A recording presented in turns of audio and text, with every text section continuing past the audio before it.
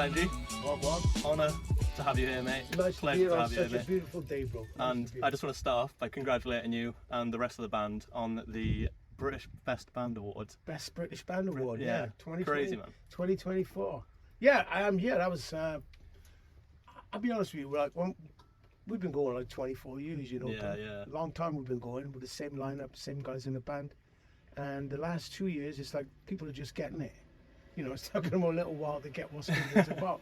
But, you know, we've been consistently fucking on it, not giving up, and not, even though a lot of bands run straight past you to get the slice of the cake a long time before you, but I wouldn't have had it any other way. I think that the pace where we've grown, what we've achieved over the last few years has been incredible. Yeah, I mean, for me personally, like, I've seen obviously a lot of things saying, you know, you guys have made it big now and all that. I don't know what made it big. We're doing okay. It's a good vibe. For me, I found your guys' music when I was 16, and I thought you guys were, you know, at the peak there. Like, I thought you were top of the chart. There you go, brother. When I found the music, it was. I remember it's the only band I know the exact place and minute I was there when I heard it. That's a good one. And it was Rat Race. Rat Race, Rat yeah, Race, man. man. Yeah, it's funny because it's like Skindred are a band that we've never been like into following anybody. Yeah. You know, I mean, if we follow anyone, they're over. You know, I mean, bands like the Clash and the Police, you know, mix that because I love the mixing of genres. I mean, I grew up in a pretty, you know, half of my family's got Caucasian-looking skin, the other ones are black, and we all live together in a melting pot, and that's the way we've lived over all these years, you know. And I just felt like when I watched a band like the Clash or the Specials, to me, being a black kid from Newport, I wanted to be in a band like that because when I watch these bands, they look like they were from a council estate. Yeah. Just like I'm from a council estate, and I was attracted to that. And then the fact that they're playing my dad's record collection in a punk style, you know, the Specials and bands like that, doing all these old classic reggae songs, these old ska songs. It's, you know, I just wanted to do that, and that's why I'm glad that. As much as I know I can sing a lot of different, I can use my voice in a lot of different ways. Range, I got a lot of range, you know. I just really feel like what Skindred is doing is what my heart's, you know, that collage of music is what I am inside. Yeah, I mean, you can see that especially when you're on stage and everything. Yeah, it's all about the stage. Yeah, we're called the Enthusiast Podcast. It's not only people I'm enthusiastic about, but it's people who are enthusiastic about what they do. Yeah, and man. Yeah, you see you on stage, that is the definition of enthusiasm. I personally think, you know what, bro, I'm at the age where you only got the minute you're in, bro. You know, and like I said, it's like my mates now. It's like living in fucking Sniper Alley because, you know, all right, mate, I'll see you Wednesday. What happened to him Wednesday? He's dead. You know what I mean? So I just look at it like every time I get the chance to go on stage, whether it's in a bar in fucking Bolton in front of 15 people, or in a stadium in front of 100,000, I'm giving it every fucking thing I got. 100%. I think that's a great way to like. I mean that a lot because a lot of people go, I know a lot of bands, oh, there's no one out there. Yeah, there's always someone out there. Yeah, I mean, especially in South Wales. Yeah. I feel like you guys have really sort of influenced a lot of people coming up now as well. Like, you got a lot of people like, you know, Astro Boys, obviously slightly different type of music, still got like elements from you guys. Yeah. But, you know, just that inspiration from you guys. Yeah, I think, you know what, if it's true to your guns and you stick to what you do, I mean, as far as I'm concerned, Skindred have followed. We took a hard route in doing stuff that we want to do. Yeah. You know, I mean, if we want to do a drum and bass thing, we're going to do it. We're not beholden to any fans, you know. No. You know, we do what the fuck we want to do and how we want to do it, you know. And if we want to use a bit of dubstep in something, we're going to do that. If we want to use drum and bass or rock and roll or whatever we want to do. And I think as a musician, I think you really got to. You got to follow your heart. I think that's 100%. The best way to do stuff, you know. Yeah, because otherwise when they all go down, you're going down with them. Yeah, because I mean, people, their taste changes all the time anyway. All the time, bro. So if you're just sticking to those people and you know, and I mean the way how the band has grown, you know, some of the festival slots that we had and the Kiss supporting Kiss was incredible. I mean, you know, you got these 75-year-old men with 12-inch heels, like bat swings, covered in makeup, and I never really liked Kiss as there was never nothing to me. Yeah. You know, the makeup and all that put me right off. When we got the call to do the Kiss shows in the UK, my drummer was doing cartwheels in his kitchen, bro. I was like, hey, gives a fuck, I don't care. So I'm telling you now, bro, we've done a lot of supports over the years, and a band like Kiss really made me go, that's the way to do it. Yeah. We played I don't know how many shows this band has played from the 70s to the to when we played the English shows. But it was just incredible, bro. Yeah. Watching them night after night. I mean, this is the first time I've ever come off stage and ran to the shower, changed up, and run back to watch the band because it was just so excellent. Yeah, yeah. Every night, it was the same stick. They did the same shit. They said, you know, But they're still passionate about it. But it was passion. It was the passion in the end, and I thought, you know, I was very honoured to have that. Yeah. To receive that blessing. It was like, and I said to if it was Gene, I said that it was just magical to be on that stage before them, and to see the crowd. And I'd say they've been coming to England since the 70s, and there's a lot of people in that crowd I've seen every time they've come. Yeah. And I got a message off somebody on the internet, and they said, you know, my dad said he's been going to Kiss shows since Kiss been coming to the UK, and he said he's never seen a band deliver the magic that Skindred did before Kiss. And that was something meant a lot to me. You know? Yeah, I bet. Because I mean, especially with Kiss, and but like with you guys, every show is 100%. Yeah, I mean, like I said already, did no time to waste, bro. No. You know, I mean, sometimes, listen, I've had shows where I've gone on stage and the crowd's been fucking amazing and the crowd been going crazy, and personally I'm giving it all I got, but I ain't feeling it. Yeah. You know, I ain't got that high, you know, but afterwards, when I hear what people got to say about the band or read something or someone come up, and it's always, I love to hear when people who've seen the band time and time again say, I've seen you like 50 times and tonight was something special. Yeah. And I felt like shit up there. But it's like, wow, really? So I just think, no matter what you do, just give it 100 and whatever to get there, you know? Yeah, 100%. I think, and then, you know, I think that's the magic of being an artist. You know, giving it all you got no matter what. Like. I think with your music as well, it hypes people up in general. Like I'm one of them. If I'm at a gig or anything like that, I'm pretty still, you know, just enjoying, swaying along. But when Skindred comes on, I'm in work. Everyone's looking around me. I'm jumping over the place. That's the vibe, bro. And I'm not that person, but as soon as you guys come on, I love it. I mean, like I said already, it's just. But I always say this to people: it's like, the thing is with Skindred, with or without you, we're gonna do what we do. Yeah.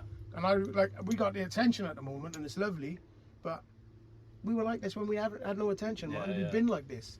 This is not like, oh, we need to be good now. We've been good, you know, and people dig that, and they know that too. I mean, from my perspective, obviously, listening to you guys way back then, that's why I kind of assumed you guys were already where you are big now. In your eyes, like, yeah. So because you know you are 100%. Yeah, but I mean, do you know what's funny? Because to me, I know like people saying, "Oh, you're big now." It's like, but it's not about big and small. It's about the fight that's been in Skindred all that time. Like you said about having that passion when we go on stage, whether it's in a Dog and Duck in Bolton, which holds 60 people, you know, or Wembley's arena. Yeah. It's just same passion, and that's what we've always given, you know. Yeah, I mean, you personally gave a shout out to Oasis. I think it was yesterday. Yeah. Just saying, you know, about the people complaining or. Yeah, well, you know, people are bitches, isn't they? Oh yeah, especially on the internet. Yeah, you know, you knock the door, they shit themselves. You know what I mean? But the reality is like these guys, they haven't spoken for years. I bet their mother's happy. Yeah, you can type what you want, but you're fucking talking about real people with real feelings. So for me personally, I ain't gonna buy a fucking ticket to see Oasis. No way, no fucking how. I ain't that rich. No, I just wouldn't. I'll watch it on the telly and enjoy it. Yeah. But you know how many people that's made happy? That's a good thing, bro. The hotels are fucking out of order. The hotels are bang out of order. Mr. Hotel Man, whoever you may be, chill the fuck out, man. You're doing the wrong thing to the people. When people have booked the hotel before, not even knowing Oasis, they're calling up and saying you can't use the hotel. We were saying that, yes, wondering what was happening. Bad, man. That's, you know, that's not cool, man. There's a hotel in Cardiff Centre. What's it called, George? The Parkgate. The Parkgate, and they're charging £1,500 for the night. That's not fair, see. And you know, someone's already booked. Taking advantage, isn't it? Yeah, 100%. Totally taking advantage. 100%. I mean, I know it's easy money for them, but it's just not fair. Yeah. It's just not fair, man. I feel like hiring a community centre and putting beds in there. Yeah.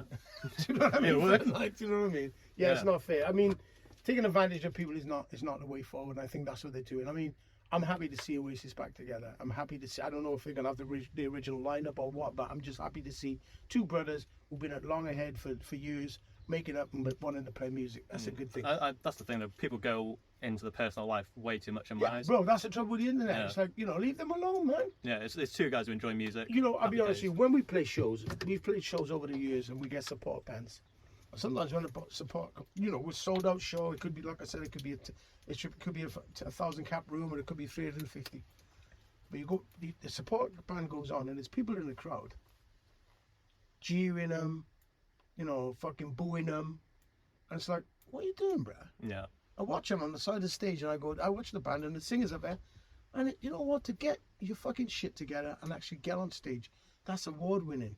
Yeah. And for people to stand in a crowd and boo them, I think you're out of fucking order, bro. Yeah. I think it's bang out of order. I mean, I don't know what they're doing. I don't know what they do for a living, but I'd love to go to their fucking works and stand in front of them while they're fixing a fucking tyre or fucking writing something down on their computer and go, shit, wanker, shit, oh, you're crap at fucking changing tyres, bruh. You know, it's not fair, man. No. You wouldn't want it. I wouldn't want it. No, 100%. I mean, and I've always sort of snapped. I remember one time we went to play in New York and someone was fucking giving me shit. This is in the early days. I went to pieces. Yeah, I bet. You know, it's just, you know, you're out there, you got your heart in your hand, Yeah. and people are just running up and punching it. I always say this, I used to keep a couple of quid in my pocket when we played. If anyone started this shit, I say, look, mate, here's a £5, fuck off, get yourself a drink, we'll be off for 15 minutes, you know? And I think people are just too fucking bullshit and too chopsy, like, you know, and I think it's not fair. When it comes to art, sometimes you have to have a little self-restraint. Yeah. If you don't like it, and it's not your thing, the doors are not locked, bruh. Fuck off. Yeah, yeah. They're going to be over in 15, 20 minutes. You can come back and watch what you paid to see. Yeah, I mean, the thing is as well, so you're paying that money. Just have a good time. Yeah, but it's someone next to you really having a great time. Yeah, and you're ruining that. Yeah. So have a little respect. It's like, I went to see Cinderella in the theatre in fucking Christmas time, bruh. And there was a bunch of people in there just talking like there was in Witherspoons. I'm looking and going, are you fucking serious? I'm looking at Are you serious? I'm looking at the woman and she's looking at me, and then she starts changing a fucking baby in the theatre. I'm like, come on, no. Yeah. You got to respect people A around little you.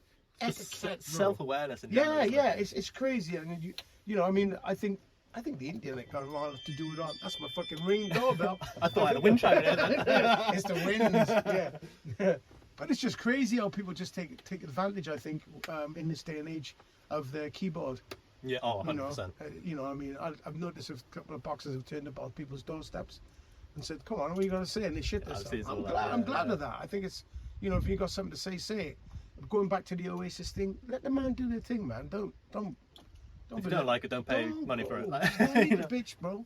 You know, they're going to sell all them shows, they're going to have a wonderful time. 100%, and you're still going to be working in fucking Asda. Do you know what I mean? Yeah. I mean, it's and there's nothing wrong with Asda. I'm just saying. But if they're not going to be happy in general, Yeah. they're never going to be happy for whatever Exactly. it is. So it's just people just have that mindset, don't they?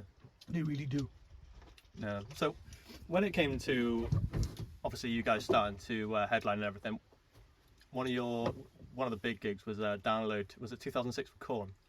I can't remember. I know that.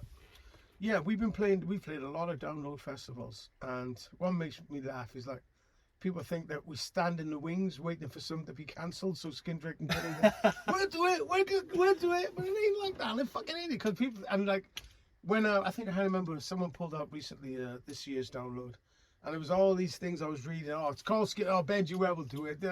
What am I, some sort of fucking chump? You know what I mean? It's like, oh yeah, Benji will do it. And then there was one that was really cool. They pulled off the hat, the Scooby-Doo thing, and it was me under the hat. I was like, come on, no. Yeah, Download, we played a bunch of them. I mean, Live Nation been good to us when it comes to. Yeah, I was going to say Download's the one. Like, I'm not a big festival guy. I like a small festival. Big crowds, I'm not great in. So. Bro, if I had to walk in the fucking middle, I wouldn't be there. It's only because I got the access pass. I'm not going to retire. You got your So security there. You're fine. Get out of there. You know, But no, I mean, Download is the one festival. Like, especially when you guys are there, I'm like, I've got to. Yeah, it's great. We have a great time there. I mean, it, the last time we played it, let me think now. Yeah, it was fantastic. I mean, it's always a big deal to me playing Download. I take it as like, it's like a homecoming gig. Yeah, you know? yeah. And over the years, we've built up from playing the tents to doing the headline slots. You know what I mean?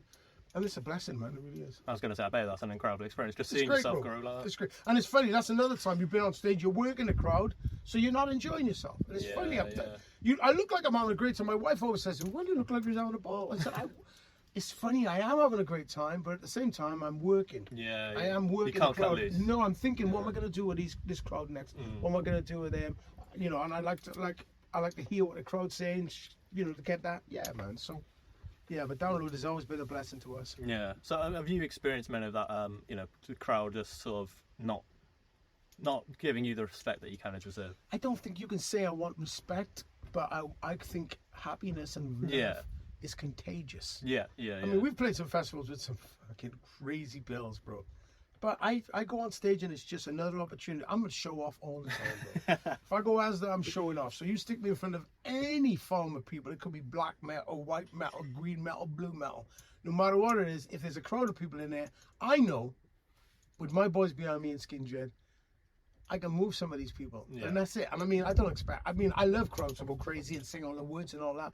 But you know what? There's nothing like a good challenge. Yeah. And sometimes when you go on stage, not everybody's there to see you, which is cool. Like, I mean, the Kiss shows. We had our fan base in the UK went crazy after Kiss. Okay. But during the performances, I was just doing my thing. Yeah. It wasn't like, oh my God, we're winning. Oh, they love us. They love us. You know, you got these 50-year-old guys just looking at us like we're fucking stupid. But after that, the Spotify bullshit and all that really went crazy. Yeah. Okay. You know what I mean? So I don't think you can judge it on if a crowd's going crazy or not. Yeah, yeah. Because not everybody will do that. You know. No, I mean, like I said, I'm not that person. Yeah, well, me neither. I mean, like some of my favorite bands, you know, put your hands in the air and like, fuck you, and put my hands. You know. If someone saw but me, I'm having a great time. Yeah, you know if someone saw me at a gig, I'd be stood there with a drink, just problems. They'd be like, oh, you're not having a good. I'm having a great time. I'm really enjoying myself. Yeah. Yeah, you can't judge. I don't think you can judge a vibe in a club by whether it's going crazy. I mean, I always just think this is. Someone said to me before, like, you get the guys going crazy. Yeah, I gotta get them going crazy and spending their fucking money on the band after that. That's the thing about getting the stars to get them all going crazy, and we do. And that's something I've loved over the years, like some of the band and some of the vibes we've had. And where did the Newport helicopter come from? That? Well, we were playing a festival, and I can't remember where it was, but someone came in, one of the officials at the festival. And you know what the Wall of Death is, right? Yeah, yeah, yeah. And they separate the crowd, called the Fall. Charging, yeah. It's crazy. But we were doing that for the time. It wasn't ours, but because everybody was doing it, I felt, yeah, that's cool. Yeah. So we worked it into the set. And it was, this is the part where we did the Wall of Death. And I said, all right, we're going to do the Wall of Death. But when the guy said, you know what, we prefer you not to do that, I was like, shit, that's my favourite part. Because it's something you get the crowd to do. Yeah, it's interactive. Yeah, it's interacting with the crowd, and the people love that Wall of Death thing. So I remember when he said we couldn't do it, I said, what am I going to do? I'd love to do something. But I remember, I can't remember who it was. It was a hip hop joint from North Carolina. And the guy in the video said, and it came to me, as soon as they said we couldn't do it, this came to me, he said, there's this video, the guy says, I watch on Yo MTV Raps of all time. It said, North Carolina, come on and raise up, take your shirt off and swing it round your head like a helicopter. And I went, I wonder, no, we can't do that fucking Wall of Death. I wonder if I can get these people to all swing their shirts like a helicopter at the same time. And honestly, it was a night to download, went on stage, in the set, the boys are saying, well, what's he going to do now? The boys in the bands were playing. And I said, ladies and gentlemen, I'd like to introduce you to something called the Newport helicopter. And they're like, what's the Newport helicopter? Bro, I made it up on the spot. Yeah. And I said, take off your shirts, hold them in the air. Everybody did it. Like, well, the majority of the people did it in the place. And I was like, fucking hell, they're doing it. Hold his shirt up. On 4, we're going to do the Newport helicopter. On 4. Wait for it, bitches. Because I could see people already swinging and shit. I'm like, no. You got to wait for it. The only way this thing's going to work is if we all do it in unity at the same time. But I counted the 4. It was in a. I was going to say, that was what, after I found Rat Race, I think I saw that video. Bro, I watched that video time and time again and go, what a sight to behold. As soon as I saw that. I mean, I'm watching it with in a small club school. It's sometimes because when we play in like, sometimes when we're playing and it's like 25, 40 people in it, I say take your shirts off to the Newport helicopter. It looks more like the Newport washing line. You know what I mean? It's just a couple of shirts hanging up there, like, you know. But it's something that people love, and it seems like it's not going away. Because I said to the boys the other day, do you think we should retire it? And Mikey was like, nah, bro. People love it. They want it. You know, and like I said, when we play in the UK, more so, they're doing it from the fucking start of the show. I'm like, what the fuck you doing? Put your shirt away, you dumb bastard. It's not that time yet, like, you know. Yeah, I mean, that's definitely a staple for you guys. Yeah, like, it is. When I say, like, especially when I first found you guys, and I was saying, oh, have you seen Skindred? And they're like, oh yeah, the guys who did Newport helicopter. I'm like, yeah, man, yeah. I called it a Newport helicopter because when a couple of years back I was doing a couple of years ago we went to download, played download. It was brilliant and all that. But I said, because sometimes when I'm on stage I get excited and I speak, and the fact that when I speak it's like I forget what I'm saying. So I said, let me hear it from the English. Let me hear it from the Scottish. Let me hear it from the Irish. And then my mind went. I started talking about something else. Anyway, I went to the pub on Saturday night. I went in and my mate said, "Fucking, you're mud, mate." I said, "What do you mean I'm mud? How the fuck you do that and you don't mention the Welsh, bro?" I said, "What are you talking about?" He said, "Out of order, bro. You're out of order." I said, "Bro," and I'm trying to explain. Anyway, so when I was on the stage and I thought, man, I remember when I didn't fucking mention Newport, when I didn't mention Wales. I'm going to have to really reprind myself by year. Yeah, man. So that's when I said, ding, the Newport helicopter. So they couldn't miss, like, you know what I mean? That's the thing. I mean, Wales is full of talent and Yeah. it just doesn't get its recognition. So, like, just little things like the Newport helicopter and things like that, people are like, Yeah, I mean, instantly give to I Wales. love homage to Wales. Isn't it? Listen, bro, I lived in America for a while and I lived in Florida right on the beach and I prefer to be in Newport or in South Wales, which is a piece of shit. But it's my piece of shit. Yeah, man. You know, and you know, you can go to the pub and still see old faces. You know, I went to school called Liswebbe in Newport, and I still see a lot of my school friends. Yeah. And I feel an affiliation with Newport. You know what I mean? Yeah, I mean, I kind of get that with Swansea because I moved to Swansea just as lockdown happened, and I was from Aberystwyth, nice little town, not much there. But I moved to Swansea. I was like, this is my pretty little, shitty city. You know? This is your pretty shitty. Yeah. I've seen that on the film. But yeah, no, it's just got all that love for Wales in general, and you know, it's like I said, when people move out of Wales, I just find the Welshness just drops. So Hey, let me tell you something. I've been to a Scottish bar. I've been to a Scottish bar. I've been to Irish bar. I ain't been to an English bar, but I've never been to a Welsh bar in my life. Neither have I, but apparently there is one in London. One in London. One in London. What's that? The Welsh London foot rugby. Yeah, I've no idea. But you don't go to Scotland and you don't go to Australia and go to a Welsh bar or America. I've never seen a Welsh bar. I mean, you hear people in America like, "Oh, I'm Scottish American. I'm Irish American." Yeah, it's you ain't got Welsh the Welsh American. just fucking whoop, they can become whatever's There's a around big them. Welsh population Massive. over there. Well, look at Papua New Guinea. They got a whole fucking tribe they of talk people more Welsh than we speaking do. Welsh. Yeah, exactly. It's proper Sharon Cymraeg. Really. That's crazy, man. It is crazy, and I'm not the Welshest person. I sound pretty English, but I am proud to be Welsh. Bro, you And I know, wish I I'm could- black. I'm black, and like, I remember going to watch Cardiff City once, and this guy said to me, "Where are you from, Pat?" I said, "I'm from Newport. I'm Welsh."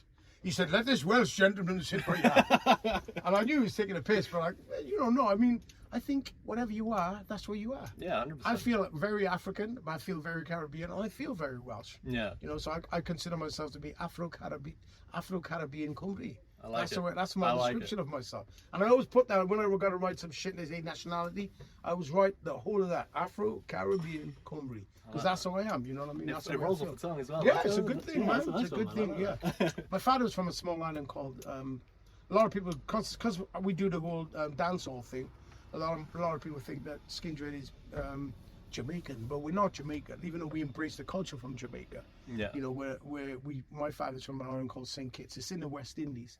But growing up as a kid, my babysitters were from Jamaica. Everyone around me was Jamaican, so it's sort of, it really does rub off on you. It's a strong Yeah. culture, the Jamaican culture, and it rubs off on you. So when I started making music, using the dancehall elements within it was something that was inevitable, really. Yeah. You know, yeah, because I definitely. loved singing as a kid, and I loved the dancehall. For me, dancehall singers as a kid and the whole reggae thing, they all sounded like cartoon characters. You know, you had people like Ika Mouse going bang bang biddy bing ding biddy bang bang biddy bang biddy bing biddy bang biddy bang. It's no different from Bugs Bunny going, "What's up, Dad?" You know what I mean? So for me, I'm watching my brother's playing all these records. I'm like, "What's this?" And then you got like Tennyson, "Whoa, hey, who is gonna help them?" It's all different. All these voices that was coming from the record store to my bedroom. Yeah. With all these, it was all like really animated voices, and I loved it. Yeah. You know, and that's why I think when I hear Johnny Rotten for the first time with that non-singing voice of his, you know, I'm attracted to that, an attractive kind of weird thing. Yeah. You know what I mean? And I hope that, because you can hear yourself when you sing, you know, if you don't know if you got this or that, but I hope that what I'm doing is falling into the category of what I'm trying to do, which is the dance hall, which is the punk rock thing, Yeah. and bringing it together, like, you know. How did you find first start to perform? Were you shitting yourself, or were you just like the natural performer? And Well, I got this. I'll be honest with you, right? I'll be honest, I fucking love it, man. Even as a kid, I tell you one time, I'll tell you a story. This is how I like to start my biography, autobiography, right? There was a shop where we live. I grew up in a place called Summit in Newport. But back then, it was fucking gnarly. It was like steelworks, and there was like a place called the Nailers, and they had the quarry, and you had all this greenery. And between our house, which is at the top of the place, Somerton, it was a big piece of grass and green, but it was gnarly. So people fucking just create motorbikes scrambling, all that shit. So anyway, there was a shop called the Back Shop behind our house. We called it the Back Shop because it was back there at the back of the house. And I used to go to the Back Shop, and I used to love the theme from fucking the Banana Splits, right? So one day I was there, and it was a bit of a line. I was with a couple of my friends. I must have been about 5. So I started going la la la la la la la la la. The whole shop just stopped. And I go, this is cool. La la la la la la la la la. And the woman's going, oh, fucking cute as fuck. Look at that little black face doing that. I'm like, so I finished it, and she gave me a handful of sweets. Take that. I'm like, performance number 1. So I take these sweets, right? I'm like, wow. Went away. Next day I get to the shop, waiting to get something for my mother. The woman's there with 2 of her friends. She goes, oh, love, here he is. Are you, darling? You okay? Do that thing you did for me. You watch this, Gene. Watch this, Gene. I go, la la la la la la la, and the women are going, whoa, la la la la, doing a dance, playing the guitar, and these fucking 3 women are blown away. The one goes in the thing, gets sweets. The other one give me a fucking 50 pence each. That's £1 and sweets. I'm in. I'm up to my neck in this shit. Yeah. So, a couple of days later goes by. I've eaten the sweets, I've spent the money. What am I going to do? I go around the shop. No one's in the shop except the woman. She got it back to me counting the money. Counting money. I can hear the money being counted. She goes, hiya, love. Carries on counting the money. I go, okay, showtime. La la la la la la la la. I'm fucking going la la la la. She ain't paying me no mind, bro. La la la la la la la la la. I'm like la la la la. She goes, oh love, not today, not today. I must have been about 4 or 5. I said, oh fuck off then. Went out the shop. By the time I got home, bro, I got home. The woman already fucking told someone to tell my mother. My mother kicked my fucking ass.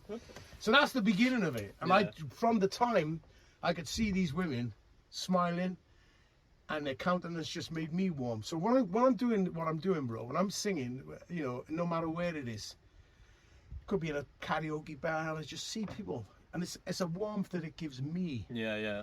I always say this to people: I don't get paid to sing, bro. You couldn't pay me enough to sing. I get paid to travel. I fucking hate it. You know what I mean? But the singing part, I'm in my element, bro. Yeah. And I said, you know, oh, you shy, you nervous? No, none of the above, bro. I know for a fact, I know it might sound conceited, but I'm there to give you something. Yeah. Why the fuck would I be scared? That's fair. Yeah. You know, I'm giving it to you. You've got to trust in your ability anyway. I'm walking like Arnold in 1978. Boom, boom. And that's with the faith that I got in the power that God had given me with my voice, you know, and I'm very happy about that, bro, because I don't walk around thinking, oh my God. And even more so, if there's, like I said already, if the more people are there, the more I'm putting on my fucking bat wings, bro. Yeah, you know? yeah. So I just embrace that, and I do enjoy it, and I love it, you know, something that, I know it sets you apart and makes you fucking weird, but hey, what are you gonna do? Hey, normal's not always the best. Yeah, normal, what is normal? Exactly. Myself, yeah, but yeah. Yeah, because, I mean, I've spoken to a lot of people, and do you think that is something you can learn, or is it just something that you have to have naturally? I'm sure you can learn it. I'm sure there's a lot of people out there who learn how to be different kind of people. But I think confidence is everything. Yeah. Once you get your confidence and you know your power, it's like an X-Man. You know your power. If you fucking know you can burn down a building by looking at it, it's pretty tough, isn't it? Like, yeah, 100%. You're gonna do it. I feel like everybody got an MX power, bro. Yeah. You know, mine so happens to be the communication on stage, and I love it and I know it. Because I hear so many times when we finish a show, and there's some amazing bands that get the crowd going just as much as Skindred do, but I just love connecting with the audience. I think that's the special part for me. Yeah, 100%. I mean, I know, even if I had a little bit of voice, in my head I'd be like, oh, my voice might break, oh, I might do this, Well, you know? getting back, I mean, bro, I don't always hit the notes, I don't always do what I need to do, but fuck it, who cares? Yeah, that's true. You know, fortunately, I look at it like this: every show we play is rehearsal for the next one. Fair. Yeah, You know? you always want to be better than your last show. Well, okay, so I did that today. So let me try that tonight. I'm going to try that. And I said that. So that worked really well. And I'm not even discussing it with the band. I'm just talking to myself. You know, I'm saying, yourself, you got to do this tomorrow. Self, you got to do this. We'll try that like that. Sometimes it works. Sometimes it don't. There's things that we've done once. And we come off stage and go, what are we doing now? That was shit, wasn't it? Yeah. Do you know what I mean? So you just accept It's having fun with it, though. Yeah, just you got to try it, like, you know. But I really think I did get into making a connection with people because I lost my parents at a very young age. I mean, by the time I was 11, both of my parents were dead. And I was raised by my older brother. And I just think that, what was I saying? Sorry. Losing your parents. I've lost my parents. There was a point where I was saying, I'm trying to think. I always do this. So do I, don't worry. I know, it's a trail of thought. No, I was going to say that. No, we're going to go back. We're going to talk about that in a minute. I'll remember in a minute. Yeah. What was he talking about? We talking about. So going from the natural, like having that natural confidence. Yeah, having that natural. But I said that already. But we'll talk about something in a minute. I just fucking lost my trail of thought. No, it's all good. All good. What I was going to say is, so when you were in America, was that the sort of double era, or was that? No, Skindred. I met a woman and I went crazy. Yeah, I met a woman in America and she just lured me away with her seductive charms from Newport all the way to Florida. Yeah, which is, you know, when you're on the road, the road can be a really lonely place, and I think it can be difficult. You know, when you're on the road for like 6-7 months at a time away from your loved ones and your family, you're quite vulnerable. And I think that a lot of people in bands, you know, they get an ego massage somewhere else, and that's where they end up to. And I think that's what happened to me. Like, you know, I sort of lost my mind for a minute. You know, I went somewhere. And I just said a lot of things that I wish I didn't say. You know, I was being real. You know, like, you know, and yeah, I just lost my shit, man. You know, but I'm glad. I'm so glad that what happened, because I learned so much from that mistake. Yeah. You know, I learned a lot from that part of my life. I'd say that with all my mistakes, and yeah, it's shit when it happens at the time. Brad, do you know what? Failure is the best way of winning. Yeah, 100%. I mean, you know, I'm a big believer in think shit happens for a reason. Yeah, it does happen for a reason. I hadn't have been with certain ladies who were not so right for me. Yeah. I wouldn't be with my wife now. But then you're crying because of that. But look what you got. Exactly. It's the same with me, bro. Yeah. I got the best thing in the world right now. Yeah. I've never been happier. No, exactly. You know what I mean? You're living your best life now. Amen. I know. That thing we were talking about was fucking important, man. It was good. It was really good. I can't remember the point it was, though. Yeah, so I lost my parents really early, and I was brought up by my brother. Okay. My brother Herbie brought me up, and he wasn't the sort of person who give you presents and give you a coach, bro. You know? No self-love. No, mate. And my mum and dad, they were such a fun couple, as far as I can remember. And people tell me that even to this day, how cool my parents was. Yeah. And when I lost them, I was left with my brother, and he raised me. And my brother was not gonna. He wasn't coming home to dinner every night. You know, you come home, sometimes he fucking. Now I look back and say, is that motherfucker bipolar? Because sometimes you get home, it's like flatline, you know. And it could be a birthday. He don't give a fuck about birthday or Christmas. Yeah. That's not up to me. That's not my business. That's what he would say. You know. How much older was he than you? 8 years. Oh, okay. So I was. He was just turning into an adult. He was 21. Which like they never let a fucking 21-year-old boy bring up a fucking 11-year-old kid now. Yeah, and especially like, it must have been hard for him at the time. Yeah, losing his parents. Yeah, he was course. He lost his parents and then had to look after me. He never expected to have to look after me. He never expected. At 21 as well. Yeah. Yeah. So I just like, but my brother really, for me, he installed the Rasta, being involved in the Rasta belief and all that. It really sort of switched you on.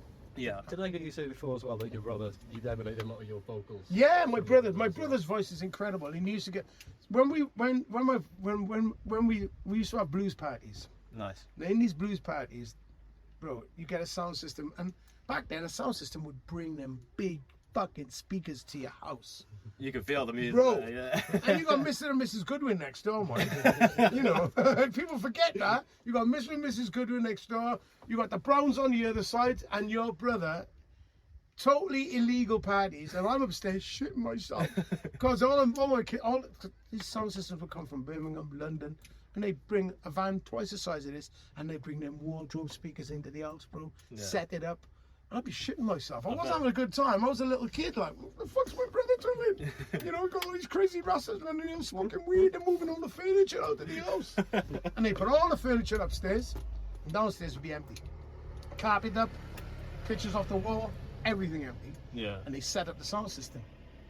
And it would go from 10:30 at night till fucking 11 o'clock in the morning, bro. Jeez. And I was a kid shitting myself, and the police would come, and I'd have them butterflies you get when you see. They didn't stop the music; they just kept playing the music. And then the next day, you'd have all my neighbours going fucking wanking. Not me. My mother couldn't sleep because of you fucking wanking. What me? So, but I grew up in that, and that was when I was really little. And the blues parties scared me at first. Okay. And when my brother was having them. He didn't give a fuck whether I was scared or not. He said, well, go to your room and stay in your room, man. Like, Yeah, you know what I mean? he was having a good time. He was having a good time with his friends, like, you know. But that, for me, is when, like I said about the playing them records and listening to them records. But one thing I got off on the most, some of these sound systems, they'd say, we're going to leave on Sunday morning and we're not going to come and collect it till Wednesday. Yeah. So I was stood there, my brother's out. I got these fucking 15-inch speakers, 18-inch speakers, all over my living room, and I went like, click down on there one that and turn on the amp. I check the needle, not even, and then just go through the records and just put on these records and try to find the ones. And I only remember the records because of the colours, Right. Okay. for the labels. And oh yeah, I remember seeing that guy play that record, and we'd just be playing all these songs. I wasn't playing them quiet. I was playing them in the afternoon. That's when your neighbours complained. Yeah, just cranking that shit up. And I did it about 4 or 5 times, and it was very special. Just me and having that sound system control.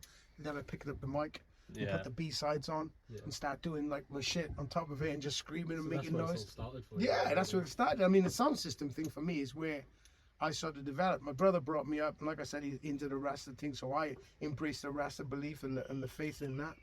And reggae music. You know, as much as I loved punk as a kid, reggae music was everything to me. Yeah. And like I said about the voices, like their voices were so animated. All these different singers, their voices were so animated that that's what drew me to them. Just like when I was a kid watching West Side Story or something. Yeah, because it's got something to that. I mean, no matter what culture you're from, you just appreciate that.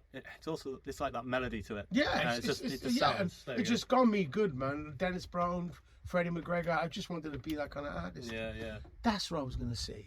That's what I was Let's going to go. say. So my brother brought me up. I don't even fucking edit this shit. Right? My brother brought me up, right? I was saying my brother, and he smoked a lot of weed. He had a lot of his brethren coming around the yard. They smoked a lot of weed. And they used to have a thing where they say, 2 liquor and they're going to pass this. So I'm going to only have 2 drags of this job. I'm only 14, you know, or even 12.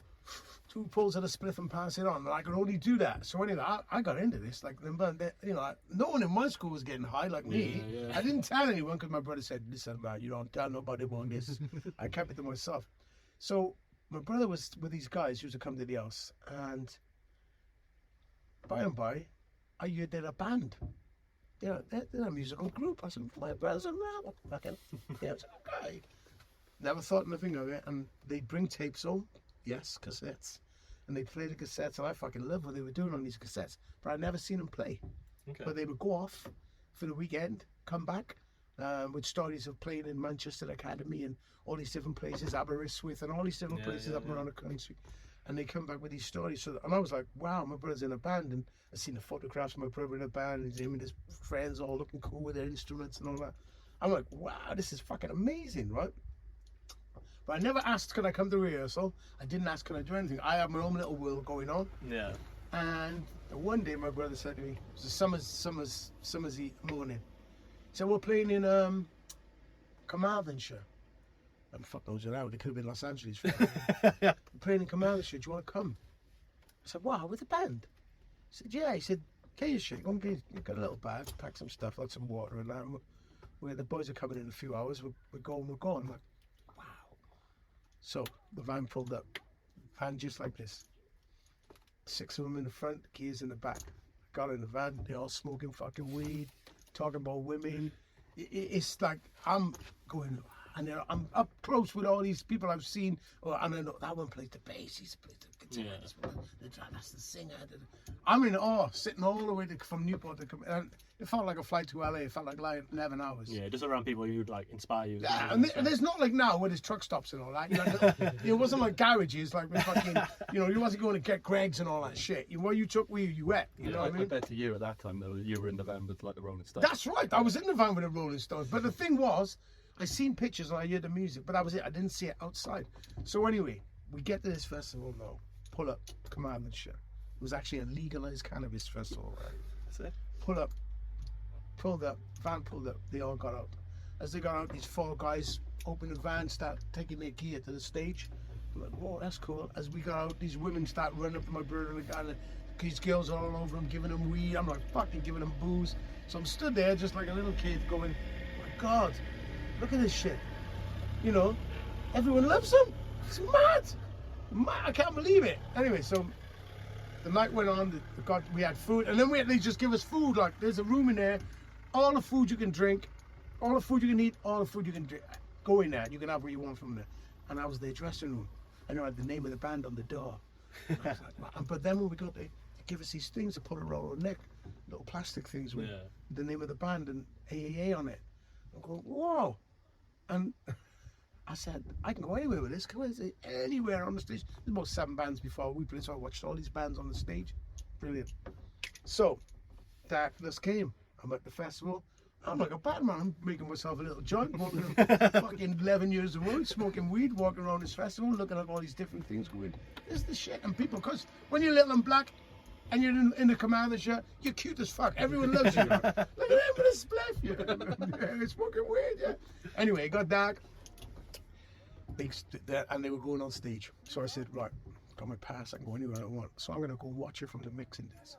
So I went up and the band began and they played for about an hour.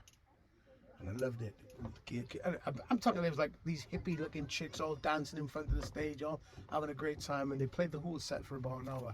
And I stood at the mixing desk with the mixing guy watching this band play.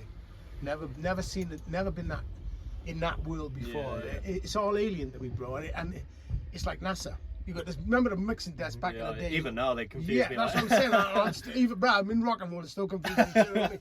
You got this desk. You got the lights. And I'm in awe, bro. I stood there and I remember just feeling the heat from the lights on my face at the concert as it went off and on. Yeah. And I remember going, wow. So after the concert, I said, I'm going to go see my brother and his friends. So I walked backstage and it was 2 rooms.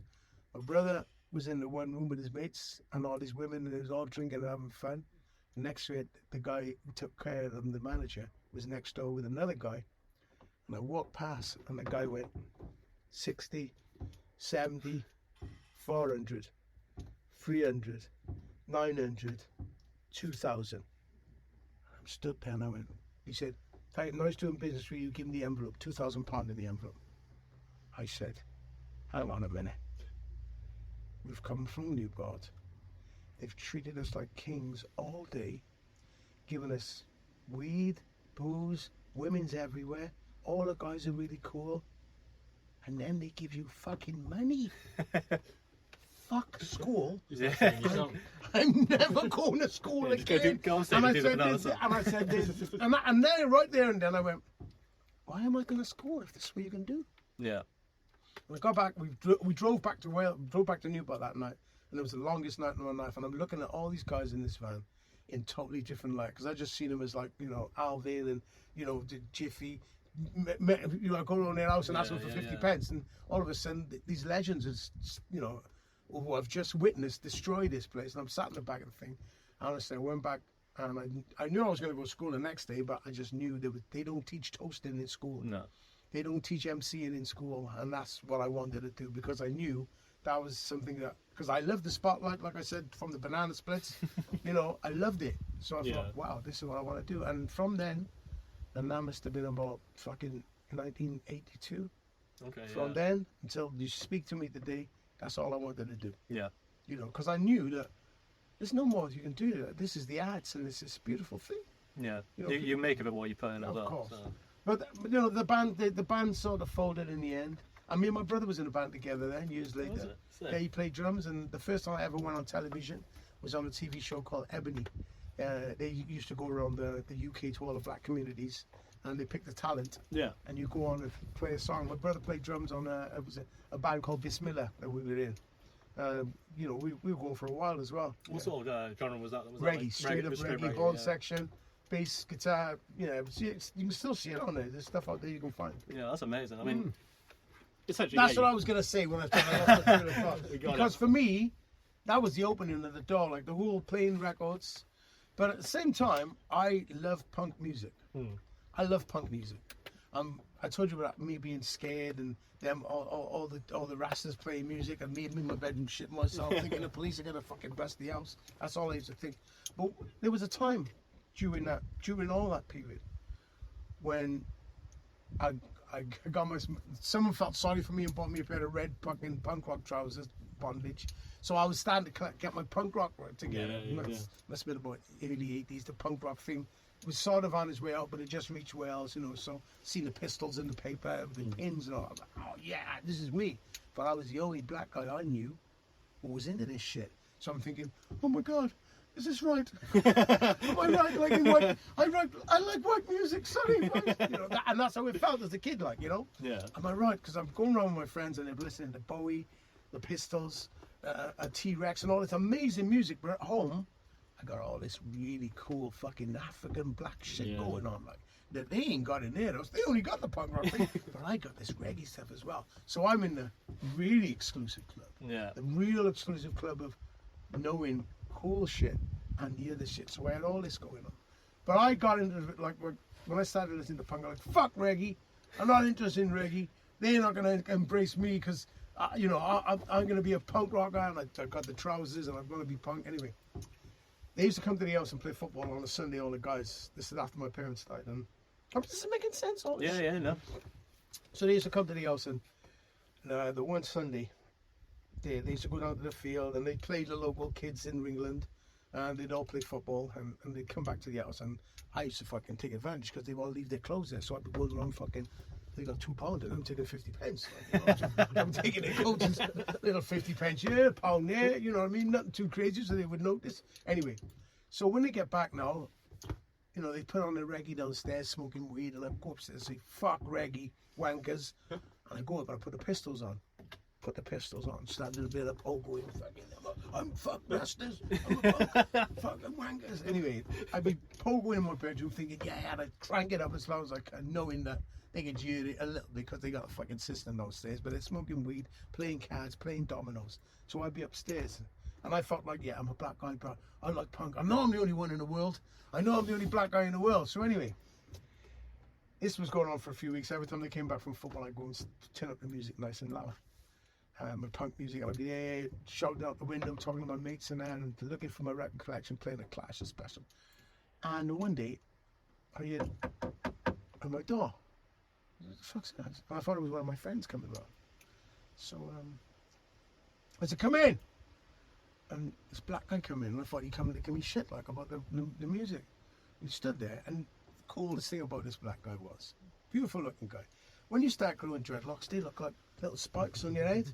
And I thought, fucking hell, it's well punk rock. That's what I was thinking. I was thinking, this guy looks punk as fuck. Like, it's dreadlocks, like, but they're short and they're all sticking all over his head. And he sat down on my bed, I'm going, yeah? The fuck you want kind of vibe? And he picked up the Pistols album and he went, oh man, you got the new Pistols album, have you? I go, yeah. Thinking, fuck's he after? Like? And he said, yeah, Johnny Rotten, yeah, he's a great guy, he's a great performer. And he starts listing all the people who play in the band. What the fuck's this bastard doing? Fucking sneaking reggae, you? Sneaking punk, you, mate? I'm thinking to myself. So anyway, he starts talking to me about bands that he digs. And all the bands I dig, Champ 69, UK Subs, he digs them as well. And I'm going, but he's got dreadlocks and he's a Rasta. And I'm going, what? And do you know what? It was like being accepted as a black kid who thought, it wasn't, no one put it in my head, but as a black kid, I thought I had to have the black vibe going on. I thought I was weird listening to this punk music. Yeah, but he came in as a Rasta, you know, and said, no, mate, I fucking love punk rock. And it really touched me that I would go, no, I am going to be fucking hiding my, you know, the music I love away. Like, you know, I can be who I want. And that guy, here he is here. That guy there, his name's Trevor Seabright. Died about a month ago. But if it wasn't for Trevor, who knows where I'd be now? Because he sort of gave me the inkling to say, you know what, I want to do what I want to do. Yeah, you do you. Yeah, you do you. You know what I mean? That's And he said to me, can I borrow the record? And I went, he says, yeah, I got a tape recorder in my house. I'll borrow the record and bring it back next week. Because he was so cool, I was like, okay, you borrow the record, mate. And he took it and he brought it back next week. Stand-up guys. Yeah, man. Bro. And I think with that input, with seeing Trevor go, nah, man, you can be what the fuck you want now. You know, if you want to listen to reggae, listen to reggae. You know, them guys don't like reggae. And he said to me, none of them like reggae down there. He said, none of them like punk rock, but I do. Yeah. And it was so beautiful. And it was like, yeah, it was like you're cool, man. Do your thing, you know. Yeah, I mean that's kind of what you guys gave to me as well. Because obviously when I was younger, it was just Metallica. I'm not if it's on Radio 1, I'm not listening to it. Yeah, Just of course, it's such a one-dimensional music taste. And then I listened to you guys, and I was like, oh shit. Yeah, and then as soon as I started to listen to you guys, I started exploring a bit of hip hop, bit of. This is what I'm saying. I believe Skindred's music is a bridge building music. 100%. Right? Because I had so many black guys come at me and go, brother, you hear the new Metallica album? I love it, you know. Slipknot on me band, you know. And if it wasn't for you, my brethren, me wouldn't listen to Slipknot or any of them things. But Skindred make me go, what? Them have their music there, wicked. You know what I'm saying? And there's other guys who say, I would never listen to music. I just got the new Sean Paul album. It's wicked. Yeah. You know, I would never listen to reggae or did it. So I think it's good because you know, you don't know till you taste something if you're going to dig it. And now I'll say there's no genre I do not like. There is a few artists. Well, I'm I mean, not particularly yeah, fond of course. I mean, but that's cool. But yeah. like I said, You gotta have your I personal- never bought fucking definitely maybe, or any others. But I think if you're doing something, you're doing it right. Allow them to do it, man. Yeah. Do your thing, man. 100%. I think, you know, too many haters going on for no fucking reason. Then they can't do it themselves. Yeah. You know, it's like eunuchs in a harem. Do you know what I'm saying? Eunuchs in a harem. They see it done every fucking night, but they can't do it themselves. There's too many of them, brother. Have you seen like a difference then with the genres from, because obviously through like the 70s, 80s, 90s, music genres, and especially in the UK, Yeah. so culturally defining. Yeah. Like punk was culturally country Yeah. defining. Yeah. Said. Would you say now that you can see it like more Bro, when genre you can go meshing and watch, going on? when you can go to Chase's Status and see a full-on pit, you know it's mix-up. Yeah. You know, and that's the beauty of it. I mean, I love going to playing with Skindred. You got a group of these girls who love nobody, and they're doing the dance, the nobody dance, and all that shit. You got them. I just love the fact that we can bring all these different heritages together. You know, it's like, and that's what I love about Skindred. You know, you're not seeing one particular type of person at the show, you know, and it's just that beauty that Skindred does. We bring the people together. Like I said, with Spotify, you're not going to listen to your own music. If you can't just listen to your own shit. No. Oh, I'm just going to listen to heavy metal. You can't, and there's going to be other stuff that comes on. It's like, bro, for instance, we played Justin Bieber a couple of years back, right? Can't remember what song it was. But we played that, and you know what? And we played, and we just to piss people off, right? That's what I thought. I seen the most gnarliest heavy metal people in fucking Slipknot t-shirts and fucking, you know, beard, blackhead, makeup, and I played Justin Bieber, and they're like, because Skindred's like a sound system as much as it is a band. So in the middle of a set, I can put on fucking anything I want. If I want to play the music from Jaws, I can put it on. You know, that's the way Skindred are. Yeah. So I dropped this Justin Bieber thinking I'm going to piss people off. These same guys, these same fucking heavy metal looking motherfuckers, battle jackets covered in. I'm like, no, you get the wrong reaction, bro.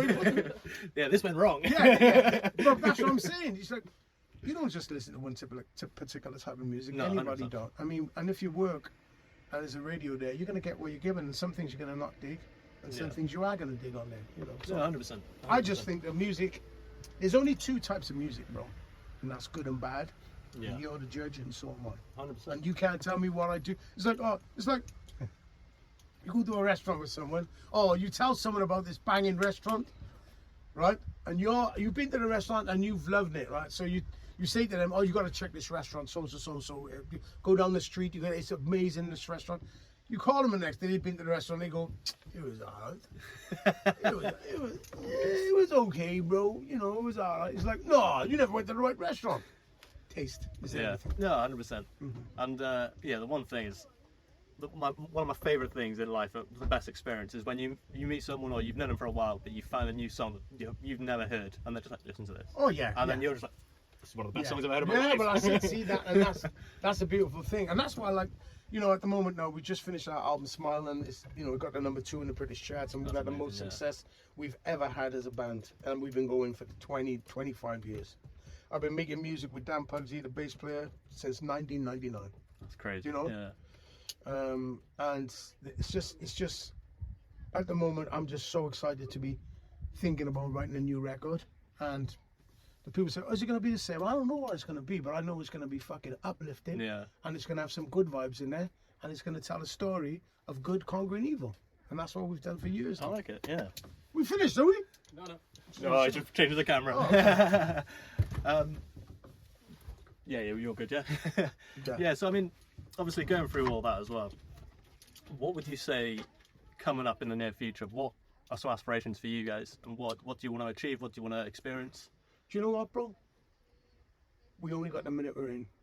I like it. I just take the road as it comes. I just, you know what, I want things to go down in a certain way, and I want to do certain things, but I don't do the crystal ball, and I just take the minute that I got. I plan for the future. Yeah. But I'm quite happy where I am, and what we've achieved has been incredible, and I know for a fact, and I said it, I know we've been doing it a while, but Skindred's only just begun. I like it. Seriously, and I feel like that. I don't, you know, I mean, I'm excited for the new record. I'm excited to get in the studio, and let me tell you something. For you to have that record and put it on, we got 8 albums out, right? Every one of them have been bloody noses and broken teeth and black eyes, because that's how passionate the people in the Skindred are to make the music. Yeah. Yeah, we have a good scrap. I like it. Yeah. So the madness in the music, yeah, we have a lot of disagreements. Yeah. You know what I mean? But when it hits right, I mean, we don't have a producer. We have a referee. You know what I mean? Because it just gets like that. You know, you're the cunt, you're the cunt, you're the cunt. You know, but that's the way the music has always been. And you've gone for that long. Yeah. That many scraps. Can't be wrong, bro. We've had a If you haven't broken them now, you're not going to. I will say, I guarantee there will be more fucking fights. Yeah, man. But it's a passion, isn't it? So, it really is. For you guys, what is the process for you guys writing songs? Is it, you know, one person writes saying and you sort of go, you can do some lyrics to this? No, well, I'll be honest with you, I'm really glad, because it's never the same. Ari, my drummer, he's just got himself a computer, and he's been writing all these beats and all these vibes, and me and him been going back and forth. No, we've never done that before. Okay. Never. It's normally Mikey send me shit, Dan send me shit, and we get all these ideas, and then we go into a room with the ideas that we had, and push and pull and drag them, and that's the way the process is. But I'm really excited about some of the stuff Ari have been doing. I've been writing some really cool choruses, uplifting choruses, you know, emotive, you know, empowering, and I love that stuff, you know. And I'm really excited to take what Ari and me been doing, which is a piece of shit, taking it to Mike and Dan, who sort of understand computers and the beats and all that shit a lot better than we do. And I'm excited for that. And I know for a fact, if we get a couple of tunes to get ready to go, when the man get involved, it's gonna be real good. Yeah, I mean, I think that's a really good way to do it, because if you're doing the same, you know, okay, you do a riff or whatever, I'll write this. Yeah. You might not necessarily create some stuff that, if you just kind of, it's sort of the peace in the chaos, isn't it? Yeah, well, that's it. See, I mean, look, I'll be honest with you, we don't all get on all the time, but you know, one thing we do love is the music that we make. Yeah. But we don't get on all the time, and sometimes you only doing it because you don't like me. You don't like my song because you don't like me. You can't. You know what I mean? There's a lot of that goes on, but 8 albums deep, 24 fucking years later, we got something right. Yeah, 100%. You know what I mean? I'll be honest with you, Skindred, we got this beautiful persona for bringing the energy and all that, but we are one hell of a fucking fucked up family. Yeah, you know, and that's true. And I'll be honest with you, you know, we love each other with a passion. Yeah. We speak to each other all the time, but yeah, we are one. That friction can almost create. I think it does. Beautiful as well, I think it really does. I can't remember the word. What's the something family? Dysfunctional family. Skindred, yeah, we got it all. I mean, do you know what though? It's funny because we stood in the wings waiting to go on stage, and no matter what, no matter fucking weird day, these are all that shit. But as soon as that fucking Star Wars music starts, and we've been using that for fucking 20 years. Yeah. The intro, everything goes away, and it's just about the show. I like that. You know, and we walk on stage, and yeah, we've had a bad vibe, but I look at Aria, because Aria, my drummer, he plays with a smile no matter what, and I love that. The other two grumpy motherfuckers, but Aria plays with a smile, and he looks at me, and he's encouraging and all that. These two, I'm like, okay, I'll see you later. You know, because I go near Mike, he's like, yeah. I'm going over this side. I'm going over this side. You know, but the main thing about it all, bro, is the fact that when that bell rings and the fight begins, there's a unity in the camp that we want to show, and it gets shown. Yeah, 100%. I mean, you see it with a lot of bands, you know, the egos sort of come into it, and if you don't check that, then it can lead to a breakup. I mean, but you guys have obviously got something right, because you've been together near enough as long as I've been alive. There you go. That's it. See, and like I said, we don't always get on, man. We, we don't always eat together. Bro, we've been to restaurants and all sat on different fucking tables. You know, that's the way it goes sometimes, and we're all eating from the same menu. But I think the most important thing with Skindred is having that energy. Yeah. And that energy's it's been with us since we started. And people say, "What's your favourite show to play?" I mean, we've played in clubs the size of this fucking van, and I've had a ball, bro. And the next day we played in front of 60,000, I haven't had the same vibe. So it doesn't translate to whether it's. Someone said to me once, it's not about the size of the dog; it's the size of the fight in the dog. Yeah. And I really believe that. One thing I wanted to speak to you about, because I hadn't seen this until you agreed to come on, and I love it. What? Is a TV show you did a few years ago. Which one? The dog one? Yeah. That was cool, wasn't it? That's sick, man. I had a good time doing that. Travelling around Wales and all that. Didn't get another season. I was like, fuck them. Yeah. But it was very good. I mean, it opened my eyes to a lot of stuff with the way how the pet system runs and how the kennels work and all that. Yeah, yeah. And rescue dogs, they've been through a lot of shit. I like my dogs, and I've always said now, like, if I was to get another dog, I'd have to get it from a rescue. I can't get it as a puppy. I love my dog. I had it from a puppy. It's crazy, but you got to, there's so many dogs in these shelters, and bro, it's a sad. When you go there, you see them all in the cages. Yeah, it's heart wrenching, and then because when you get the story of each dog, some of these dogs have been thrown over the fucking fence, bro. Yeah. Just like, I've had enough of this, grabbed by the collar, thrown over the fence. And they show me video footage of people throwing the dogs over the rescue centre's fence. If they've had enough of the dog, it's got to go. Tying a dog, taking a dog in the middle of the woods and tying it up and stuff like that. And I think that, for me, doing that rescue program, it opened my eyes more than anything. Because I've had dogs in the past, never had a rescue dog. But, it was pretty special. Yeah, man, I think it's, again, when people look at, metal or whatever, it's those big, tough guys. And you just show your... Brad, nothing softer. Hey, I very rarely go to any rock concerts and see fights. No, it's the most peaceful place. It is the most peaceful place. I mean, there's obviously the mosh pits and stuff. Yeah, but that's not fighting. It's love at the end of it. That is love, bro. The mosh pits is not fighting. It's like, would I go in there? Fuck no. but it's not fighting. There's a whole lot of love in there, 100%. I mean... One question I did have from Jordan's partner, she was asking if Lily got rehomed in the end. I think Lily did get rehomed, bro. I think the dog did get some love. Yeah, it was a while back. I really was pissed off that we never got a season 2, but I think we said what we had to say. Sometimes they drag these fucking things out to the point where you're not enjoying it. So I think it was, for me, being the first time presenting that kind of show. They offered me something else about a month later. Hot air balloons. Okay. I was like, fuck, man. What's the chances you're doing a whole season of fucking, like 6 episodes of going up, looking around Wales and talking about Wales history, and then actually find some motherfucker to do. What's the chances that something's going to go wrong when you do that? Did you see the show in the end? Who did they get to do it? I never got made, bro. It never got made. No one. I never seen it, but yeah, the concept was good, but I was like, nah. You got to do what's best. That's the thing. I mean, from what I've seen from you, you're authentic throughout whatever. So if it's not something you're genuinely like, oh, this is really interesting, it's going to come across that way. Definitely. I mean, there's more TV stuff I'd like to do, but it's got to be right. Yeah. Documentary for Skindred, maybe? Well, I'd like to do something real. I'd like to do something uncensored, so that people actually see it. I mean, I think everyone wants to see the scraps. The scraps are great, man. We did a documentary called Rude Boy for Life. I don't know if you've ever seen it. Haven't actually. Yeah, check it out. I'm Man. gonna There's a check couple that of good out. scraps in there. You're the cunt, no, you're the cunt. Yeah, it's really good stuff. gonna have to check Well, that out. fuck off, Ed, if you don't like it. Yeah, it's real deal, Yeah. But it's men at work, bro. Men at work. That's the best thing about that. I just love, when you see just the inside of the music, and Yeah. it doesn't have to be music, whatever as long as you're passionate about saying it, you just see the inside and How the it works, works like, and yeah, everything. man, yeah, Because for me, I know nothing about music. Yeah, I like music, I know nothing about That's it. cool, bro. I mean, I know nothing about any. All I know, I don't know. I mean, look, I've been around guitars, I've been around bass, I've got big guitars, I got drums, I got all that. I never picked them up. No. I'd like to play the piano. I'm a frustrated pianist. But I mean, I've been around all that shit all my life, and I've never, I make melodies in my mind, I make lyrics in my mind, and I pass it to my friends who are all musicians. Yeah, that's amazing. Well, Benji, thank you so much for doing this. Well, tonight. I mean, Honestly. I hope I made some sense of this. Oh man, that was a great conversation. I really Thank you appreciate so it, much, and man. honestly, it's a pleasure to have you here. I mean, my dad. My man. Yeah, nice one, guys. That was awesome.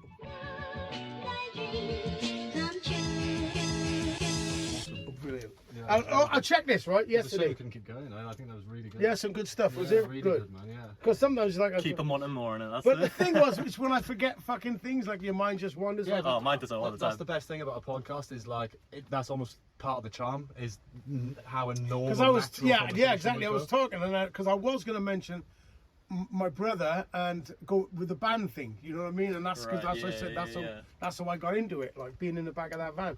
It's like yesterday, right? Let me show you this. This is the kind of shit I do, right? So yesterday, I'm walking back from the gym, and walking back from the gym. Where the fuck is that now?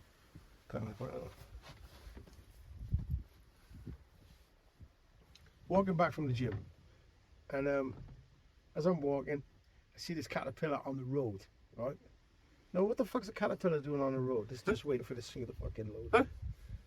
What the fuck are you doing on the road? So I look at it, and I go, Just coming on from the team. I see the little critter on the floor. Cornering on. It's a caterpillar. Just coming on from the gym. I seen a little critter on the road, crawling along. It's a caterpillar. Yeah. Now you're going the right way. Bushes grow. That's where the caterpillars grow. Right. Right? So I did It's a that. hell of a caterpillar. Bro, it's fucking huge. That's what I'm Yeah, saying. It was like fucking- fucking yeah. nuts. So anyway, I got home and I called my mate and I sent it to him. I was having a conversation with him, right? And he said, "Give me half hour, Benj. I'll call you back, right?" I said, "All right, James." Yeah. So half hour later, I sent him that, just like I sent it self-play to you. I never knew nothing about this, and this is what he did. Just coming on from the team. That's I know, right? Fucking faith no more. Just coming home from the gym. fucking drives this I know, guy, yeah. bro, yeah. Fucking, what do you call it, man?